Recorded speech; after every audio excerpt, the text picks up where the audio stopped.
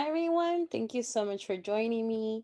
And welcome back to our 365 Days with Jesus, also known as Reading the Bible in a Year Challenge. My name is Yvette Andino, and I'm so thrilled to be back today with you all. Today is April 1st, 2021, and we are reading for today's assigned Bible reading chapters. It's containing the second book of Samuel, chapters 14 and 15. So, again, second book of Samuel, chapters 14 and 15. And yesterday's was a crazy story, right? With David, his sons, Tamar, and poor Tamar. Now this is the continuation of that. So, you know, Joab is a very faithful nephew and military commander in chief. From what I recall, he is the son of one of David's brothers. So yes, David's nephew. Just hopefully, if anyone wants to correct me on that, please feel free in the comments. Um, in our social media networks like YouTube, Facebook, or however you're seeing us or hearing us on our podcast or Instagram. So yeah, feel free to comment and we'll love to reply and communicate with you all. So Joab, he knows that King David is missing Absalom. And it says in verse 1, the king's heart longed for Absalom. Like he misses his son. Like he's been in an exile because, he doesn't want to die. He just killed his half brother who raped his full blood sister. So it's like an insane story. So, Joab sent word to Tekoa, and there was this wise woman in this land of Tekoa. And he's like, since you're so wise, I need you to do me this favor. I want you to dress up, pretend you're gonna put on sackcloth, you're gonna put on mourning clothes, like as the tradition when you're grieving someone, you're gonna act like a woman who has been for many days in mourning for the dead person, and go to the king and you're gonna tell him all of these things. And basically, this is the story that Joab is telling her. So basically, put words in her mouth. He hired her, right? So basically, she comes into the throne. Back then there was, if the people needed something, they would go to the king and ask, king, we need this help. There's this like problem. Can you help us? And the king was like a judge at that time, right? Before the king Saul and King David, and God had instilled in Israel judges. So the kings would also have that judicial role. So she tells him, oh, help me, O king. And then David's like, of course, what can I help you with? What's the matter? She's like, okay, this is my story. There's people who, I am a widow. My husband is dead, but I had two sons, and both of them struggled and they fought in the field. Doesn't that sound like, Absalom and Amnon that just happened? There was no one to separate them, so one of them struck the other and killed him. But now my entire family has risen against me, and they say, hand over the one who killed his brother so that we may put him to death to pay for the life of the brother whom he killed and destroy. Because it's also another hair that they're destroying. Back then, obviously, it's an emotional situation, but the men in the family or the sons of the family were also the inheritance of their parents, right? Only in certain cases daughters can be, right? If there was a family who only had daughters, of course. And I love that God had instilled that other regulation, but mostly it was the first son, second son. There was a hierarchy of that. So by doing this, they will extinguish my coal, and that is left, leaving my husband without a name or a remnant or hair, because I only have these two sons, and now one of them is dead. So David said to the woman, go to your home and I'll give orders concerning you. So then, this lady's like, my lord, O king, the guilt is on me, on my father's house, but the king and his throne are guiltless. The king tells her, listen, if anyone speaks to you, brings you judgment, and they won't touch you again, just please let me know and I'll tell you what to do. Then she said, please let the king remember the Lord your God, so that the avenger of blood will not continue to destroy, otherwise he'll destroy my son. And David says, the Lord lives, not a single hair from the head of your son shall fall to the ground. But this woman's very a great actress. She keeps going, please let your maidservant speak one more word to the Lord, my king. And he's like, okay, speak. The woman says, now, why have you planned such a thing against God's people?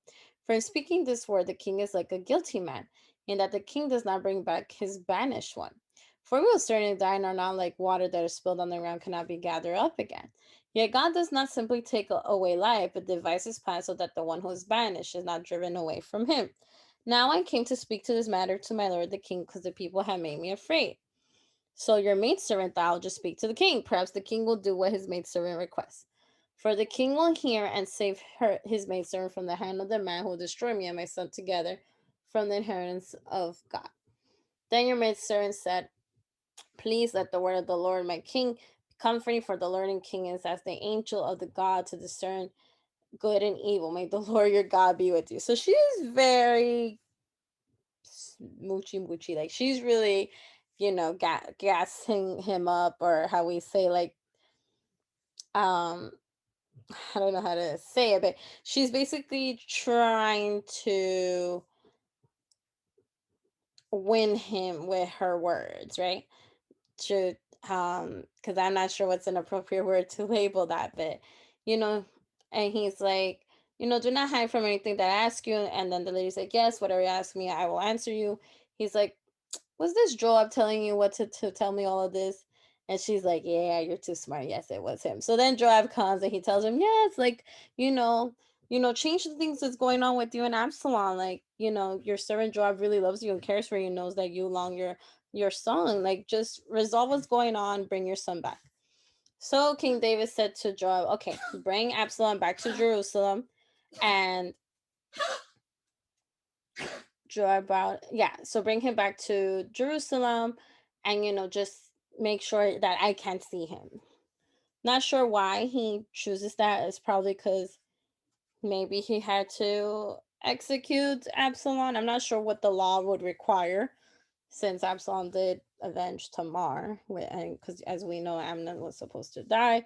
So I'm not sure, but he basically says, bring Absalom back to Jerusalem. He has his own house, his own little mansion. Do what he can do, but I can't see him face to face.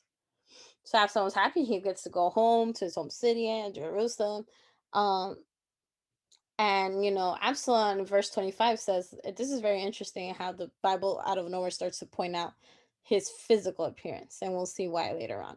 Now, in all of Israel, there was no man as handsome as Absalom, so highly praised, for that from the sole of his foot to the crown of his head, there was no blemish on him. So he was a fine looking guy, how the way they're making explain. When he cut the hair of his head, for at the end of each year he cuts it because its weight was too heavy on him. He weighed the hair of his head at 200 shekels, so he had 4 pounds of hair. To Absalom were born 3 sons and 1 daughter, whose name was Tamar, because she was a beautiful woman, and Absalom named his daughter after his sister in honor of her. So, he lived in Jerusalem for 2 years. He couldn't see King David. And Absalom sent Joab two messengers on 2 separate days. I'm not sure what was the length of the time from those days, but message one's like, tell my dad I want to see him. Tell the king I want to see him. Joab just simply like doesn't answer. We don't know if it was a purposely ignoring, but Absalom kind of takes it like that. Absalom sends another message. Joab never gets back to him. So now he tells his servants. Absalom tells his servants, put in fire his field, kill all the crops, and then and then Joab comes. Why did you do this horrible thing? He's like, how many messages have I sent to you? You still not answering. I want to see my dad. I want to see King David. So he's like, let me go talk to your father. So Joab goes to the king, and David's like, yes, I need to see my son. It's been too long. It's been like years. So finally, he reunites with his son and kisses him. So nice ending to Second Samuel chapter 14. Now we're going to finish up and start wrapping up for today's video. Second Samuel chapter 15. So this is where things get a little different, intense, and just plain action. Like the Bible has everything. I'm telling you, drama, action, romance, it has everything. War, comedy. So Absalom decides to conspire against his dad. Um, you know, Probably as a result of what happened with his half sister, probably as a result of all those years not being able to see his dad, since his dad was the one who ordered I can't see his face. Um, and he started to win people over. So he started to go around Israel, and he starts to win the hearts of the people. Like they start siding with him politically and every way, spiritually, and all these things. So, and after 4 years, Absalom said to the king, hey, I need to go and pay this vow that I owe God, that I promised him at Hebron. Now that I'm back, I really want to go. So the king is like, yeah, of course, go in peace. It's fine. You can go. But Absalom, what he really does is he sends spies throughout all the tribes, And he tells the spies, go tell the people of Israel, I'm their king now. So he's like trying to usurp the throne. Like this is like a Game of Thrones, right? Like he's trying to really take his dad's throne. And this is also in fulfillment of the prophecy that Nathan tells him to King David, right? When he makes that horrible mistake with Uriah and Bathsheba. So now David has to flee from Jerusalem since all of Israel is starting to side with Absalom, most of them, not all of them. He still has a good number, those supporting him, but he flees. He leaves a few concubines in the castle or the palace, but most of his family goes with them, right? His kids too. A lot of military men, Joab too. Um, he even aligns himself to different people like the Cherethites, Pelethites, and the Gittites, and he starts making alliances, military alliances. So I just want to go over the thing. So King David does this really smart plan, and God blesses King David, and we're gonna see that for tomorrow's reading because this chapter ends like in a cliffhanger.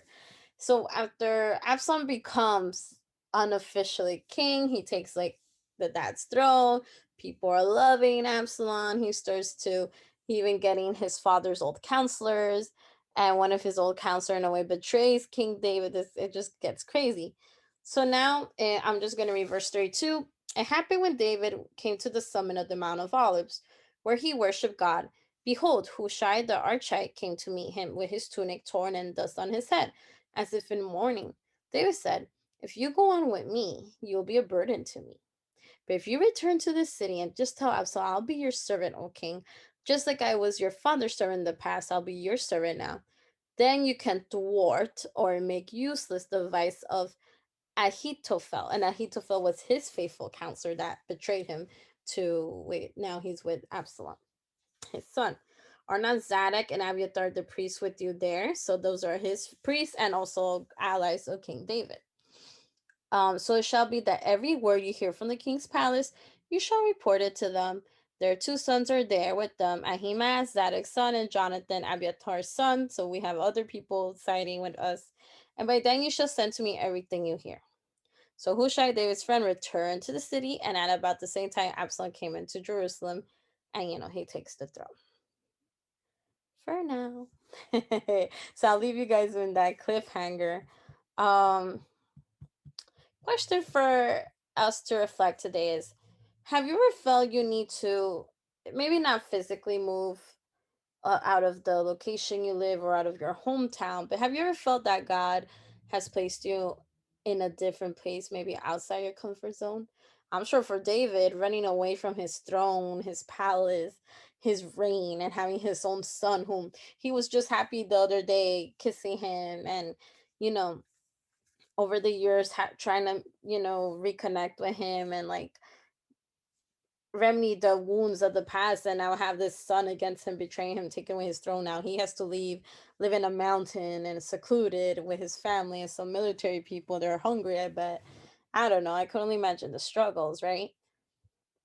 Has God ever moved you in a place out of your comfort zone, and if so, what were the learning experience, or what were the growth, or are you in it right now?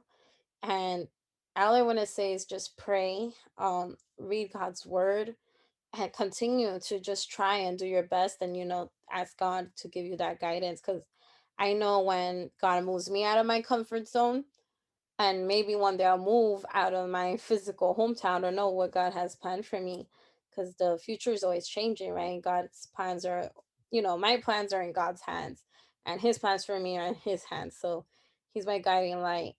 um what can we grow as humans when we're out of our comfort zone, or out of our little safe haven that we call our palace, our home, or whatever it is? Maybe it's your job, maybe it's a friendship you have, or a relationship, or maybe it's a work position you have, or some colleague or acquaintanceship, something. Maybe it's even a side hustle that you have.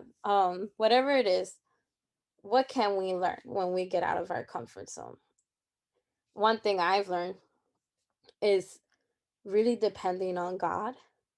And I think God is still showing me to this day to depend solely on him.